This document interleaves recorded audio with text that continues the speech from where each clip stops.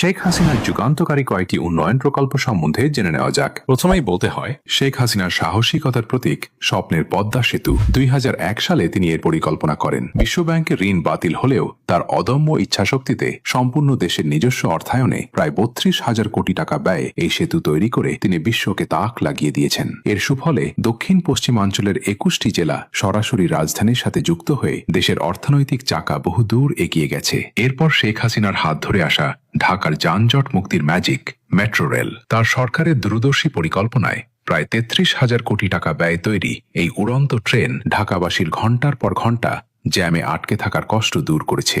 শেখ হাসিনার এই আধুনিক উদ্যোগের ফলে মানুষ এখন জ্যাম ছাড়াই মাত্র কয়েক মিনিটে নিরাপদে গন্তব্যে পৌঁছাতে পারছে। উন্নয়নের এই ধারায় শেখ হাসিনার আরেকটি ঐতিহাসিক অর্জন হল রূপপুর পারমাণবিক বিদ্যুৎ কেন্দ্র। তারই বলিষ্ঠ পদক্ষেপে প্রায় 1,13,000 কোটি টাকা খরচে নির্মিত এই মেগা প্রকল্পের মাধ্যমে বাংলাদেশকে তিনি বিশ্বের এলিট পরমাণু ক্লাবে নিয়ে গেছেন।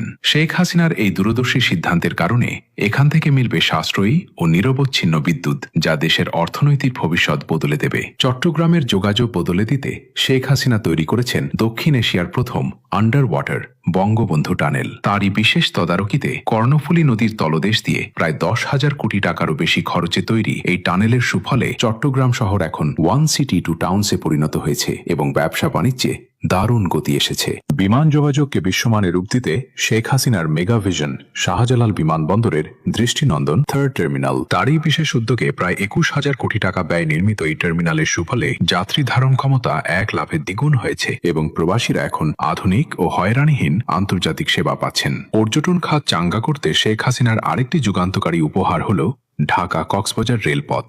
তার বিশেষ নির্দেশনায় ও আগ্রহে প্রায় 18,000 কোটি টাকা খরচে তৈরি এই লাইনের সুফলে মানুষ এখন সরাসরি ট্রেনে চড়ে পর্যটন নগরী কক্সবাজারে পৌঁছাতে পারছে, যা স্থানীয় ব্যবসা বাণিজ্যে দারুণ সুফল আনছে। সবশেষে শেখ হাসিনার ব্লু ইকোনমি বা সমুদ্র অর্থনীতির স্বপ্নের প্রকল্প দেশের প্রথম মাতার বাড়ি গভীর সমুদ্র বন্দর। তারই সুদূর প্রসারী পরিকল্পনায় প্রায় 17,000 কোটি টাকা ব্যয় নির্মিত এই বন্দরের কারণে বিশাল জাহাজগুলো এখন সরাসরি বাংলাদেশে ভিড়তে পারছে। শেখ হাসিনার করা এই মেগা প্রকল্পগুলোর মধ্যে কোন উন্নয়নটি আপনার জীবনে বা দেশের অর্থনীতিতে সবচেয়ে বড় পরিবর্তন এনেছে বলে আপনি মনে করেন?